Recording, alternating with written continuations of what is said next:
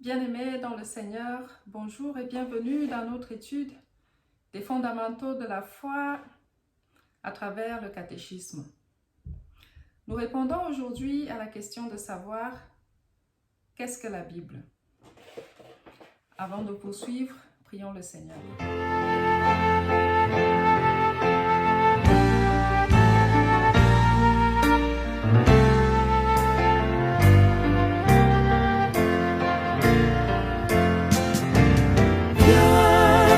Esprit du Dieu vivant, sois le maître en moi.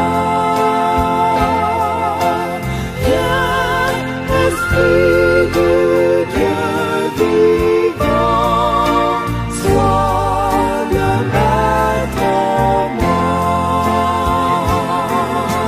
Sonde-moi.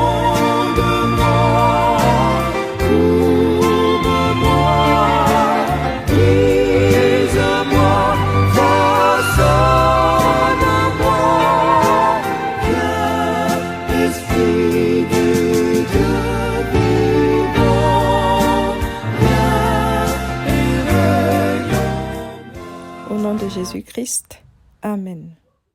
Qu'est-ce que la Bible? La Bible est la parole de Dieu. La Bible est la volonté de Dieu. Elle a été écrite par des hommes sous l'inspiration de Dieu pour nous révéler qui est Dieu et quelle est sa volonté. Le mot Bible vient du grec ta biblia. Ta biblia, c'est le pluriel de ton biblion qui signifie livre. Donc ta biblia, livre, signifie une collection de nombreux bibles, une sorte de bibliothèque. Et donc la Bible, c'est une sorte de collection de plusieurs livres qui ont été écrits à différentes époques avec des auteurs variés qui racontent des récits, des oracles prophétiques, des textes de loi, des écrits de sagesse, des lettres, des épîtres, des écrits apocalyptiques, plusieurs sortes d'écrits rassemblés en un seul livre et surtout des écrits inspirés par Dieu. Ces écrits comportent des expériences humaines dans leur rapport avec Dieu et ils font ressortir la présence de Dieu au milieu de nous, au milieu des hommes. Dans ces écrits, la présence de Dieu sera palpable. Sa volonté se fera voir à travers les actions, les intrigues, les événements qui se déroulent dans ces écrits. L'intervention de Dieu sera palpable à travers ces écrits. Mais aussi, ces écrits révèlent les conséquences de l'absence de Dieu dans nos vies.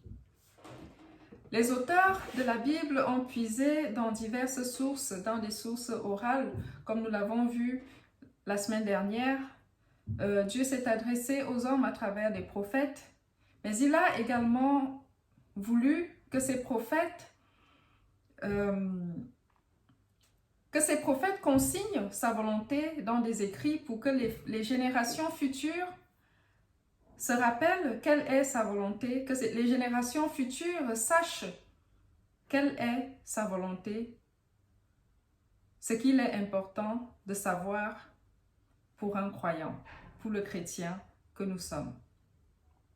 Et donc les auteurs ont puisé dans diverses sources, dans des sources orales, dans des sources écrites. Et pour le chrétien, aujourd'hui, la Bible est un livre qui fait autorité en matière de foi. C'est le support fondamental auquel on se réfère pour connaître réellement quelle est la volonté de Dieu. La Bible est considérée comme la parole inspirée de Dieu. On peut lire dans 2 Timothée, au chapitre 3, verset 16, il est écrit « Toute écriture est inspirée de Dieu et utile pour enseigner. »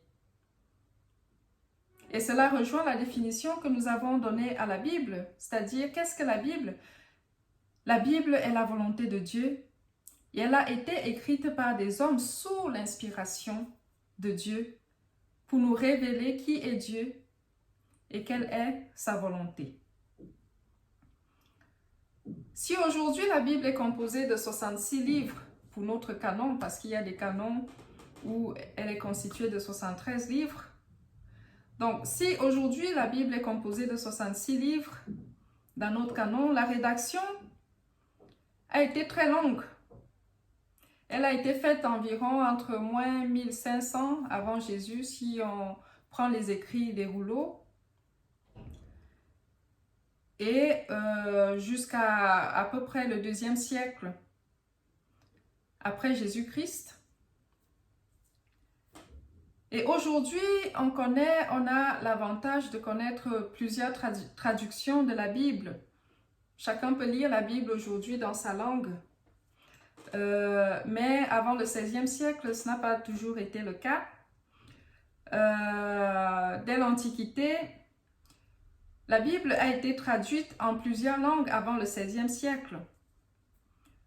Certaines de ces traductions ont joué un rôle important dans les traductions d'aujourd'hui et les canons d'aujourd'hui. Donc, les quelques traductions qu'il y avait avant le XVIe siècle, entre autres, il y avait les Targums, qui sont les traductions en araméen. Nous savons que le peuple juif a séjourné en Perse et ils ont ramené cette langue, l'araméen, qui était une langue de souche perse et qui avait des parentés avec le hébreu que Jésus parlait. Jésus parlait également l'araméen. Et donc cet araméen était une langue un peu plus populaire que le hébreu. Quand donc les Juifs reviennent d'exil, ils se mettent à traduire plusieurs textes hébreux en araméen pour que les textes soient accessibles à tout le monde et mieux compris par tout le monde. Il y a la traduction grecque de la Septante vers les années 250 avant Jésus. La Vulgate, qui est la traduction en latin, ou encore la Peshitta, la traduction en syriaque. Ces quelques traductions ont été très très utiles pour les traductions d'aujourd'hui. Et aujourd'hui, après le XVIe siècle, la Bible chrétienne fait l'objet de beaucoup de traductions courantes européennes, chacun en sa langue. Et aujourd'hui, on peut dire que la Bible est accessible à peu près tous, même dans les coins les plus reculés, même dans les langues qu'on n'imagine même pas. Pour répondre à notre question, qu'est-ce que la Bible? Je vous propose aujourd'hui de nous référer au texte de l'épître à Timothée dans 2 Timothée au chapitre 3, des versets 14 à 17, pour bien comprendre qu'est-ce que la Bible, quelle est son utilité et pourquoi la réponse qui est donnée, c'est-à-dire que c'est la parole de Dieu qui a été écrite par des hommes sous l'inspiration de Dieu pour nous révéler qui est Dieu et quelle est sa volonté. Nous lisons donc dans 2 Timothée au chapitre 3, versets 14 à 17, il est écrit: « Toi, demeure dans les choses que tu as apprises et reconnues certaines, sachant de qui tu les as apprises. Dès ton enfance, tu connais les saintes écritures qui peuvent te rendre sage à salut par la foi en Jésus-Christ. Toute écriture est inspirée de Dieu et utile pour enseigner, pour convaincre, pour corriger, pour instruire dans la justice, afin que l'homme de Dieu soit accompli et propre à toute bonne œuvre. » Ce texte de 2 Timothée 3, 14 à 17 nous révèle beaucoup de choses pour comprendre la définition de la Bible. Ce texte nous révèle premièrement que toute écriture est inspirée de Dieu. Dans la seconde épître de Pierre, il est dit « Aucune prophétie de l'écriture ne s'interprète elle-même. La prophétie n'est jamais venue par la volonté de l'homme, mais de saints hommes de Dieu ont parlé en étant poussés par l'Esprit Saint de Dieu. » Ça, c'est la seconde épître de Pierre au chapitre 1, versets 20 et 21. Nous voyons également que l'apôtre Paul nous dit dans l'épître aux Corinthiens, dans 1 Corinthiens 2 au verset 13, « Nous en parlons non selon des paroles enseignées par la sagesse humaine, mais selon des paroles enseignées par l'Esprit, communiquant des choses spirituelles par des moyens spirituels. Et seul celui qui est spirituel peut les recevoir et les comprendre. » Bien-aimés en Christ,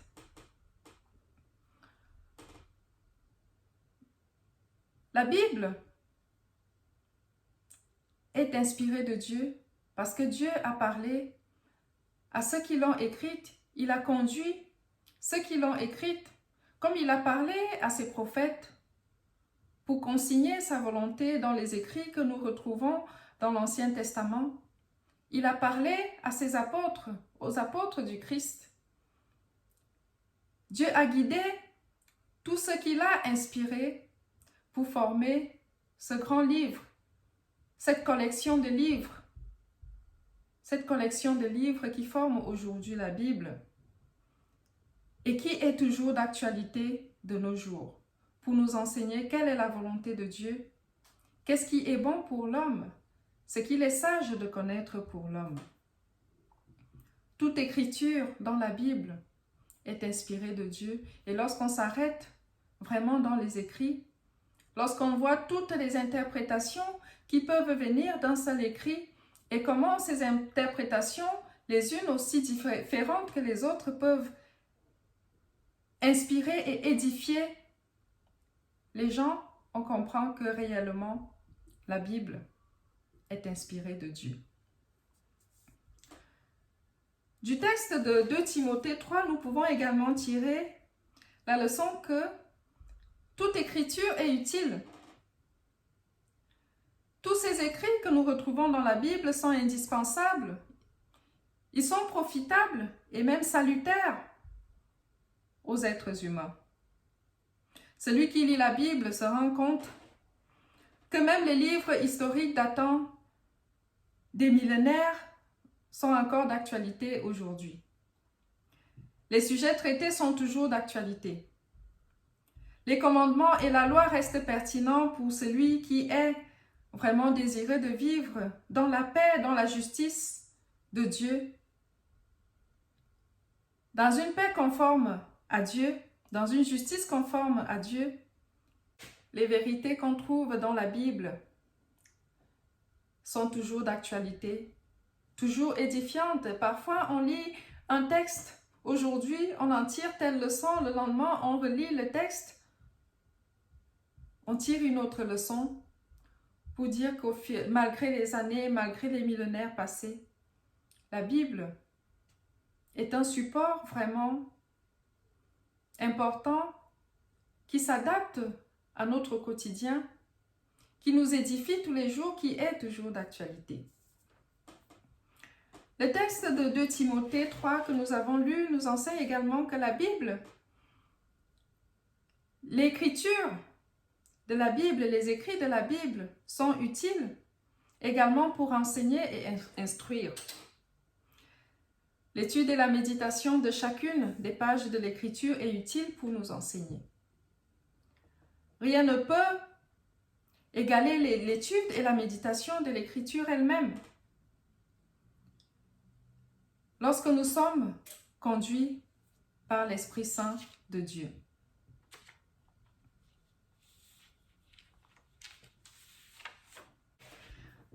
Lisons ces quelques versets qui nous sont tirés du psaume 119. Il est écrit: « Tes commandements m'ont rendu plus sage que mes ennemis, car ils sont toujours avec moi. J'ai plus d'intelligence que tous ceux qui m'enseignent, parce que je médite tes préceptes. L'entrée de tes paroles illumine, donnant de l'intelligence aux simples. Nous pouvons également lire ce verset du psaume 32, c'est le verset 8. Je t'instruirai et je t'enseignerai le chemin où tu dois marcher. Je te conseillerai ayant mon œil sur toi. Ou encore au psaume 94, verset 12. Bienheureux l'homme que tu châties, ô Éternel, et que tu enseignes par ta loi. Donc pour dire que toute écriture est utile également pour enseigner, pour instruire, mais également pour convaincre. Il faut la puissance de la parole pour ouvrir les yeux d'un homme et le persuader de la vérité, le convaincre et l'amener à la foi. Les écrits produisent des convictions spirituelles, des convictions nouvelles, des certitudes de foi lorsqu'on est conduit par l'Esprit. L'apôtre Paul nous dit dans son épître aux Romains, chapitre 10, verset 17, « Ainsi la foi est ce qu'on entend, et ce qu'on entend vient de la parole de Dieu. » Bien-aimés en Christ, la Bible, les écrits de la Bible sont également utiles pour convaincre, pour nous édifier dans la foi. Ces écrits sont également utiles, parfois utiles, pour corriger. Un des buts de l'écriture est de redresser ceux qui sont égarés, parce que malheureusement l'homme est charnel et très souvent il s'égare. La lecture constante de la Bible nous permet de nous remettre sur le droit chemin, nous rappelle les préceptes de l'Éternel. Si nous relisons le psaume 119, il est écrit au verset 9, « Comment un jeune homme rendra-t-il pure sa voix ?» La réponse qui suit, c'est « Ce sera en y prenant garde selon ta parole. » On peut également lire dans Hébreux 12, des versets 6 à 7, il est écrit « Car le Seigneur châtie celui qu'il aime, et il frappe de la verge tout ce qu'il reconnaît comme ses fils. » Parfois, il est important de lire la Bible pour se redresser lorsqu'on est courbé, lorsqu'on est égaré, pour être édifié dans la foi, parce que la Bible, les écrits sont également utiles pour convaincre, pour recevoir un enseignement, être instruit sur la volonté de Dieu, pour connaître la volonté de Dieu et la mettre en pratique et vivre véritablement une vie de foi, une vie de foi qui produit des œuvres de foi parce qu'elle est entretenue par la parole de Dieu au quotidien. Bien-aimés en Christ, à la question donc de savoir concrètement qu'est-ce que la Bible, au-delà de l'étymologie, au-delà de cette définition qu'on peut donner comme une collection de livres qui ont été rassemblés en un, des livres qui parlent de Dieu, où on lit des histoires, des oracles, des prophéties qui viennent de Dieu, des histoires qui montrent Dieu au milieu des hommes, des oracles, des écrits de sagesse, des proverbes, des écrits apocalyptiques, l'évangile. Au-delà du rassemblement de ces livres en un seul, il y a le fait que la Bible n'est pas un écrit comme un autre. La Bible, c'est la parole de Dieu. Qu'est-ce que la Bible? La Bible est la parole de Dieu. Elle a certes été écrite par des hommes, mais c'était sous l'inspiration de Dieu pour nous révéler qui est Dieu, nous révéler quelle est sa volonté. Après avoir répondu donc à cette question, qu'est-ce que la Bible? Après avoir donné cette définition, il nous reste à connaître pour la semaine prochaine quel est le contenu global de la Bible. Ce sera la question du numéro 4 que nous verrons la semaine prochaine dans notre étude des fondamentaux de la foi à travers notre catéchisme. Que Dieu nous bénisse, qu'il nous accompagne dans notre vie de foi et que sa lumière luise au milieu de nous, que sa paix soit avec nous tous. Au nom de notre Seigneur Jésus-Christ. Amen.